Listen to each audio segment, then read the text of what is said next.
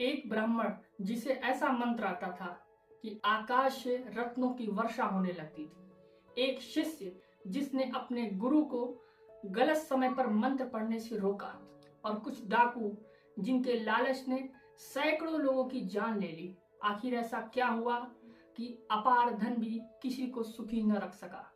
आइए सुनते हैं बुद्ध की जातक कथा, वैदव्य जातक।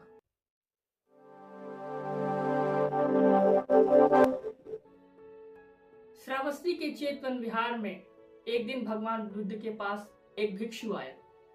वह भिक्षु अपनी एक आदत के कारण हमेशा चर्चा में रहता था, जो उसे हर बार भारी पड़ता था। भगवान बुद्ध ने उस भिक्षु से कहा, तुम पहले जन्म में भी अच्छी आदतों को नहीं मानते थे। तुम्हारे इसी भूल के कारण तुमने अपने साथ साथ सैकड़ों लोगों की जान को दांव पे लगाया। तुम्हारी वजह से कई सारे लोगों का प्राण गया। ये बातें सुनकर वहाँ जो भिक्षु थे वो बड़े आश्चर्य में पड़ गए। उन्होंने भगवान बुद्ध की ओर देखा और चर्चाएं करने लगे आपस में। तभी भगवान बुद्ध ने उन्हें वैदव्य जातक की वो कथा सुनाई जिसमें इस घटना का वास्तविक सार छुपा हुआ था। क्योंकि जहां अपार धन दिखाई देता है, वहां लालच भी बहुत जल्दी पहुंच जाती है। और यहीं से शुरू होती है वैदव्य जातक की अद्भुत कथा। कल्पना कीजिए कि 500 चोरों ने एक ब्राह्मण को पकड़ लिया, लेकिन उसकी हत्या नहीं की, केवल उससे धन चाहते हैं कि वो धन मुझे दे दे। ब्राह्मण का शिष्य अपने गुरु की रक्षार्थ के लिए नगरों की ओर रवाना हो गया। अब ब्राह्मण के पास इंतजार करने के अलावा कोई रास्ता नहीं था। तभी ब्राह्मण की नजर आकाश पर पड़ी और उसे पता चला कि आज का दिन कोई साधारण दिन नहीं। आज वह अपने मंत्र से आकाशों से रत्न की वर्षा कर सकता है। उसने चोरों से कहा, मेरा बंधन खोलो, मैं तुम्हें अपार धनराशि दूंगा, क्योंकि मैं वैदव्य मंत्र जानता हूं। चोरों ने बंधन खोल दिया। ब्राह्मण ने मंत्र का जाप शुरू कर दिया और देखते ही देखते आकाश से रत्नों की वर्षा होने लगी। चोरों ने रत्न बेतहाशा लूटा और उसे ग्रहण कर ब्राह्मण को छोड़ दिया। लेकिन उन्हें क्या पता था कि ये रत्न उनके लिए मुक्ति का मार्ग नहीं, बल्कि मौत का कारण बनने वाले थे। क्योंकि जंगल में कुछ ही दूर आगे एक दूसरा दल चोरों का मौजूद था। दूसरे दल के चोरों ने पहले दल के चोरों को पकड़ लिया और पूछा, हमें क्यों पकड़े हो? उन्होंने उत्तर दिया, हमें धन चाहिए।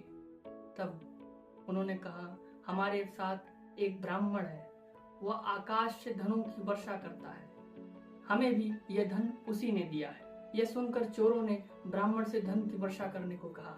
ब्राह्मण ने उत्तर दिया, धन की वर्षा विशेष योग पर होती है, अब यह 1 वर्ष बाद होगा।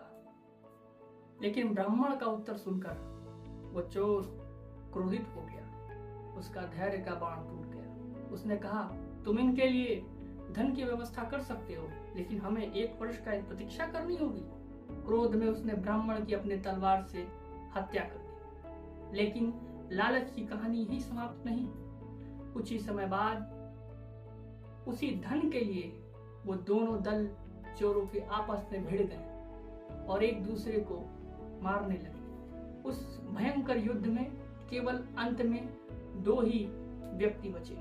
उन्होंने धन को तालाब के पास गाड़ दिया। एक पहरा देने लगा, दूसरा भोजन बनाने लगा। लेकिन दोनों के मन में अब एक ही विचार था, यदि ये मेरा साथी मर जाए तो ये सारा धन मेरा हो जाए।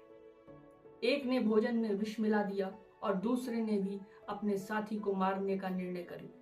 यानी जिस धन के लिए इतनी सारी हत्याएं हुई, अब वही धन इन अंतिम 2 लोगों के बीच भी मौत का कारण बनने वाला था।